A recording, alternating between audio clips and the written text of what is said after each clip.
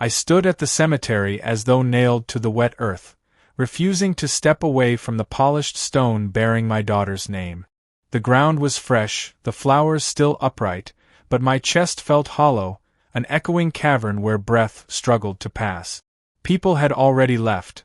Their condolences, their murmured prayers, their careful embraces had vanished into the misty air. Only I remained, alone with the silence, while drizzle soaked my suit and clung to my eyelashes. Grief is supposed to unite families, or so I thought. Instead, it revealed fissures, cracks that had always been there but widened into canyons after her death. My wife had retreated into a shadow of herself, disappearing into silence, barely acknowledging me except when she needed something practical: groceries, a call answered, paperwork signed. I let her slip away because I couldn't hold myself together either. But absence has a way of breeding more absence, and in that void, someone else stepped in, my mother-in-law. She carried herself like a monarch on a throne built from tragedy, every decision hers to make, every judgment hers to deliver. At first, I didn't resist. I was numb, grateful for anyone who could manage the endless logistics: funeral arrangements, relatives calling, neighbors dropping off casseroles neither of us touched. Yet as weeks passed, her presence grew heavier, more commanding, until even the smallest corner of my house seemed claimed by her perfume, her voice, her authority. I clung to my daughter's room as the only untouched sanctuary. Her walls still bore faint smudges of paint from the mural we had created together, a sun and meadow stretching across plaster in crooked lines. Her stuffed animals sat in careful rows, waiting for hands that would never return. I spent nights there sometimes, sitting cross-legged on the floor, inhaling her faint scent from the pillow. The room became sacred, untouchable, an island of memory. I never allowed anyone inside without me, not even my wife, especially not her mother. So when the phone buzzed in my pocket at the cemetery, I nearly ignored it, assuming another perfunctory condolence message. But it was my neighbor, speaking in hushed, urgent tones. "She's clearing it out," he whispered. "Your mother-in-law. She's emptying the room. Said it's for the baby." I froze, fingers trembling around the phone. "What baby?" "The new grandchild," he said. "Your wife's sister's newborn. She said the room shouldn't be wasted anymore." A roar filled my head, drowning out the drizzle, the distant crows, the weight of soil under my feet. Wasted? That word seared itself into me. My daughter's laughter still lived in that space. Her drawings clung to the corkboard. Her books carried smudges from little fingers. Wasted? I dropped the phone, unable to hear more. Fury battled grief, colliding in my chest with such force I staggered. My body shook, though I wasn't cold anymore. I imagined her, my mother-in-law, walking with measured steps into that room, lifting toys with disdain, boxing them as though they were clutter, not relics of a heartbeat forever stilled. I imagined her triumphant face as she prepared to crown a new child with a throne stolen from the dead. Something shifted inside me then, not only rage, not only grief, but something darker, hungrier, more dangerous. It wasn't enough to fight her decision. I wanted to claim back what was mine, not just the room, but power, presence, control. The line between hatred and desire blurred as I pictured her scent, her commanding eyes, the way she bent everyone else's will. She was cruel, but cruelty has its own gravity, pulling me closer even as I despised her. When I reached the house, the front door stood wide open, boxes stacked in the hallway like monuments to intrusion. My shoes dripped mud onto the hardwood as I stepped inside, heart hammering with each movement, rage coiling beneath my skin. Voices drifted from upstairs. Hers, commanding, decisive, and another belonging to my sister-in-law, soft and obedient. I climbed the staircase slowly, each creak of wood echoing like a drumbeat announcing war. When I entered the room, my daughter's room, my sanctuary, I found strangers dismantling her existence. Plush animals lay in bags, books stacked in careless piles, her comforter folded as though it were an old blanket from storage rather than the cocoon where she once whispered goodnight stories to her dolls. And there she was, my mother-in-law, standing tall at the window, arms folded, issuing orders. She turned when she heard me. Her expression did not falter, not even slightly. She didn't look guilty. She looked triumphant. "You should have told us if you wanted it preserved," she said evenly, her tone not cruel but firm, as though she were explaining the rules of a household to a disobedient tenant. "It isn't healthy to cling to a shrine. A living child needs this space now." I stepped closer, my fists tightening until nails dug into flesh. "This isn't your house. This isn't your room. This is hers." My voice cracked, betraying the storm beneath my words. She studied me with those sharp, assessing eyes that always seemed to measure weaknesses. "Grief makes people irrational. I'm protecting my daughter, your wife, from drowning in yours. Do you think she can heal while you sleep here night after night like a widower among relics? The baby will bring new life into this space. That's what's needed. Renewal. Renewal." The word twisted into mockery. I saw red, yet in the same breath, I saw something else. Her control, her certainty, the magnetic pull of someone who bends worlds to their design. Hatred pressed against desire, two sides of the same coin, and I hated myself for noticing the curve of her lips when she spoke, the way her blouse clung to her chest, the faint shimmer of perfume filling the room. "Get out," I whispered, though the command lacked the power I wanted. Instead of leaving, she stepped closer, close enough that I could see faint lines at the corner of her eyes, the subtle pulse at her throat. "You can't command me," she murmured, voice steady, almost intimate. "You never could." Her words sliced deep, but behind the wound came heat, a dangerous heat I tried to suppress. My chest rose and fell quickly, my breath mingling with hers. I wanted to push her, to drag her from the room, to reclaim what was mine, but another instinct, baser, rawer, whispered something far different. "Why are you doing this to me?" I asked, though my tone no longer carried anger alone. Her gaze locked onto mine, unwavering. "Because you're weaker than you think. Because you need direction, even if it comes from me. Because underneath your rage, you crave something you won't admit." I should have turned away. I should have struck the boxes from the floor, shouted until the walls shook, demanded she never return. Instead, I stood frozen, trembling, her words threading through me like poison and nectar combined. My grief sharpened into something feral. At that moment, my wife appeared in the doorway, her eyes vacant, her face pale. She didn't notice our closeness, didn't notice the heat between us. She only asked, quietly, if I would help carry the last of the bags. Then she turned and drifted down the hall like a ghost. My mother-in-law's lips curved faintly, a smile of victory, or perhaps invitation. She brushed past me as she followed her daughter, her perfume lingering like smoke after a flame. I stood alone in the gutted room, drowning not only in grief but in hunger, a hunger that terrified me. That night, sleep refused me. I lay beside my wife, her back turned, her breathing slow, mechanical, distant. She had become a body sharing a bed, not a companion, not even a partner in grief. When I reached for her once, my hand trembling against the curve of her hip, she shifted further away, a wall of silence rising higher between us. I rolled onto my back and stared at the ceiling, shadows from the streetlight forming patterns across plaster. My daughter's laughter haunted me, echoing faintly in my skull, overlapping with the sharper memory of her mother's mother standing in that room, lips curved in something that wasn't comfort but power. Hatred still lived inside me, burning, yet it was twisted now, bound up with an ache I couldn't name aloud. Near midnight, I rose, unable to endure the bed's emptiness. I wandered into the hallway, feet silent against the floorboards. My daughter's room looked gutted. Bare walls, stripped shelves, a crib already placed against the corner, mocking what once was sacred. The sight stabbed me, but another sound interrupted my grief, soft footsteps behind me. I turned. She was there. My mother-in-law. Her hair was loose, cascading around her shoulders in a way I had never seen before. She wore a silk robe, its tie knotted casually, dangerously.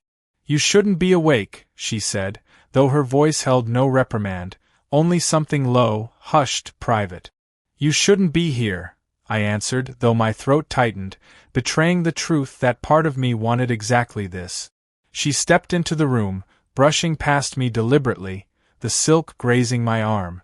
I wanted to see how it felt. Empty rooms hold different weight at night. I swallowed, watching her move across the floor, her bare feet silent, her hand trailing the wall as though she were claiming the space all over again. I wanted to curse her, to drag her out, but instead I stood rigid, watching her silhouette against the pale glow from the hall. Do you hate me? She asked suddenly, turning. Her robe slipped slightly at the shoulder, revealing skin that caught the light. Yes, I whispered. The word came too fast, too desperate. Her eyes searched mine. And yet you're here. Watching. I tried to deny it, but the air between us thickened, charged, alive. My chest rose too quickly, my hands trembled at my sides. I could feel the gravity pulling me closer, the hunger I refused to name clawing up through grief. You destroyed her room, I said, though my voice cracked, weaker than I wanted. I gave it new life, she countered softly. And in doing so, I reminded you, you can't stop time. You can't hold the past forever. You need something, now. Her hand lifted, brushing against my arm. The touch was light, deliberate, sparking through my veins. My body reacted before my mind could resist, heat flooding me, shame mingling with desire until I couldn't separate the two. I stepped back, gasping. This is wrong. She tilted her head, gaze steady. Everything about this house is wrong now. Wrong is all that's left. I should have run. I should have slammed the door, shouted, anything. But instead I lingered, caught in the snare of her presence. She moved closer, close enough that her breath mingled with mine, close enough that the faint scent of jasmine on her skin unraveled what little resolve I clung to. And then, footsteps in the hallway. We froze. My wife's voice called softly, half asleep, asking if I was there. My mother-in-law's lips curved, a dangerous smile meant only for me. She slipped past, brushed her robe against my hand intentionally, and vanished into the shadows before her daughter could see her. The days that followed blurred into routine. My wife's silence, the neighbors' pitying glances, the unwanted laughter of visiting relatives who tried to fill a void they could never understand. Yet through every hour, her presence haunted me. My mother-in-law moved about the house with a sovereign calm, issuing instructions, organizing schedules, dictating choices as if the structure of my home had always belonged to her. And I let her. Worse, I craved it. Every brush of her hand lingered longer than necessary. Every glance lasted a fraction too long, heavy with meaning no one else dared to notice. We became conspirators in silence, bound not by affection but by something rawer, hungrier, forbidden. It happened on a rain-soaked evening when the house was too quiet. My wife had gone to stay overnight with her sister, saying she needed company. I remained, restless, pacing between rooms until I found myself in the kitchen where she stood, pouring tea. She looked at me without surprise, as if she had known I would come. You shouldn't be alone, she murmured, setting down the cup. And you should. I replied, though my voice carried no strength. Her smile was faint, almost cruel.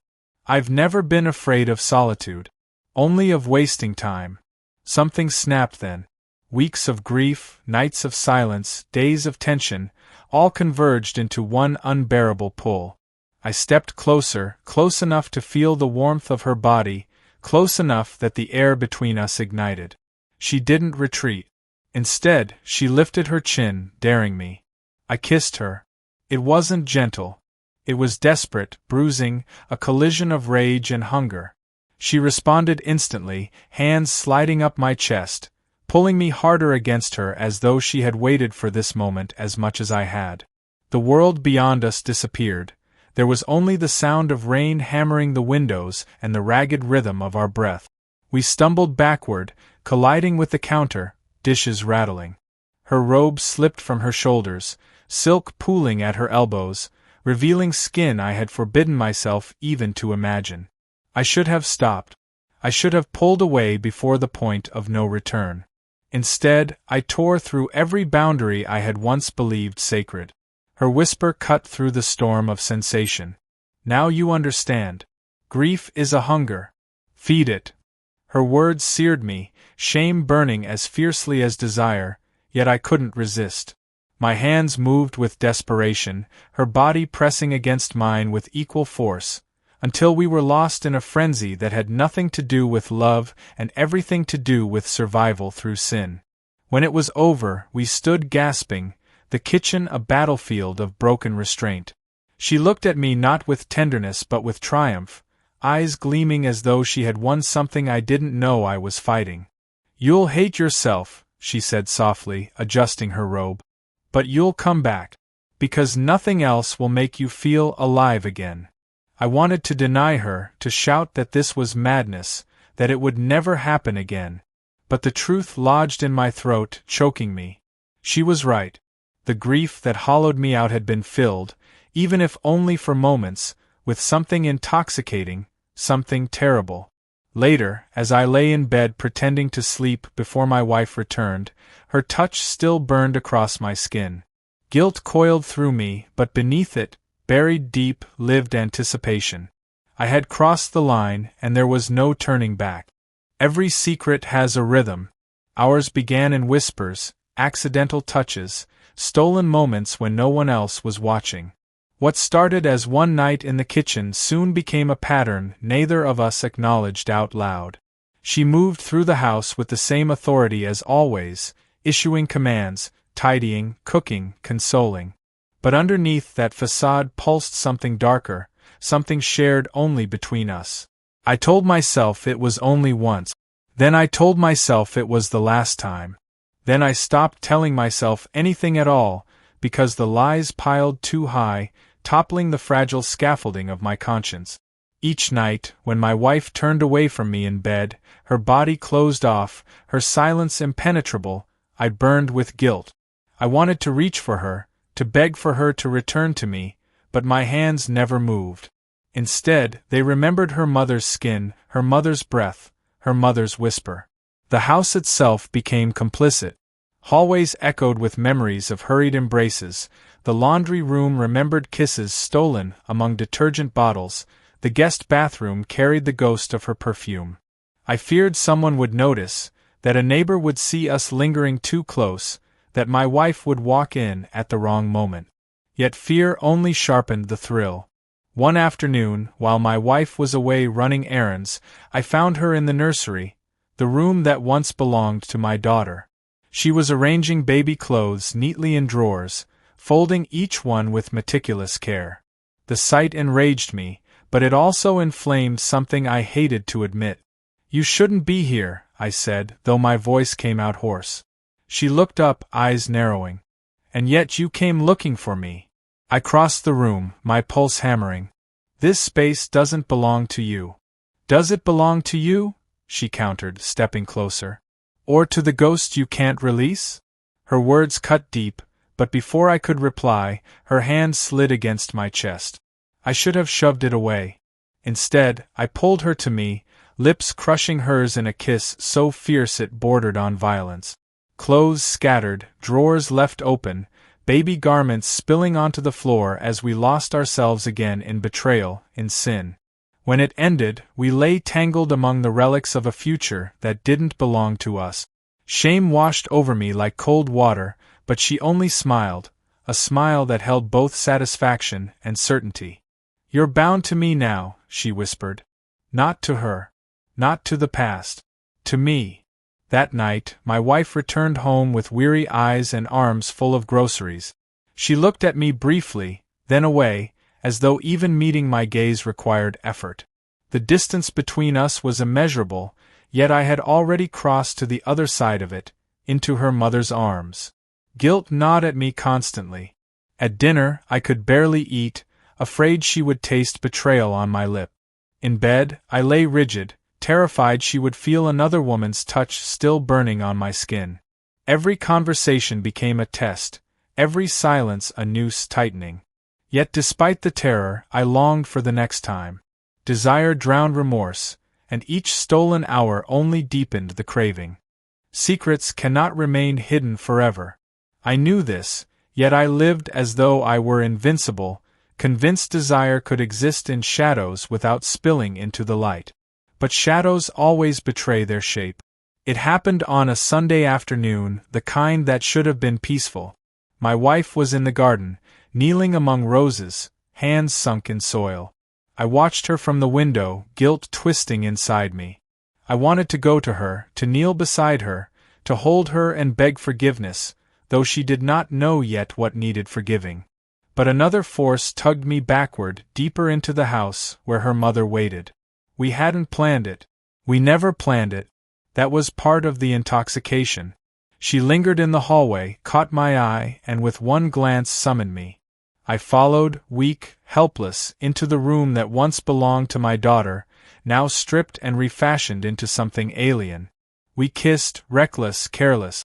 Every nerve burned with urgency, though beneath the heat throbbed dread. I knew the risk, knew the walls could betray me, knew footsteps could sound at any moment. Yet I couldn't stop. My grief demanded this outlet, my rage demanded this surrender, and she, with her commanding presence, demanded me. The door clicked. We froze. My wife stood there. Time fractured. Her face was pale, blank at first, then shifting slowly into recognition, into horror. She didn't scream. She didn't weep. She simply looked, and the weight of her gaze crushed me more than any fury could have. I stepped forward, words clawing at my throat. It's not, but there was no excuse that could exist, no justification that could erase what she had seen. Her mother spoke before I could. Calm, cold. He came to me. Don't blame yourself. The cruelty of it seared me. She shifted blame with ease, twisting truth into poison, painting me as the sole betrayer while standing half-clothed in the ruins of her daughter's trust. My wife's silence broke then, not with words, but with a sound I will never forget. A sound like something breaking, deep inside, a wound that would never heal. She turned, walked down the hall, and I knew in that instant I had lost her forever. I chased her, but she didn't stop.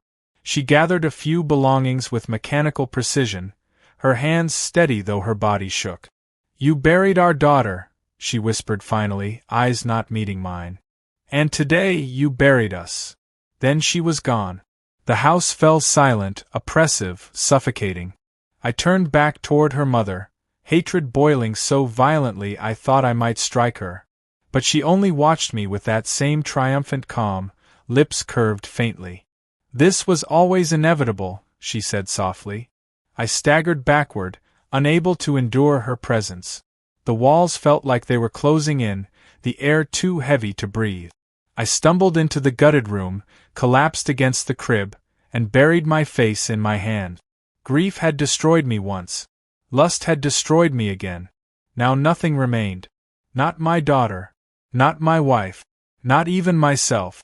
And still, beneath the ruins of everything I had loved, the hunger remained.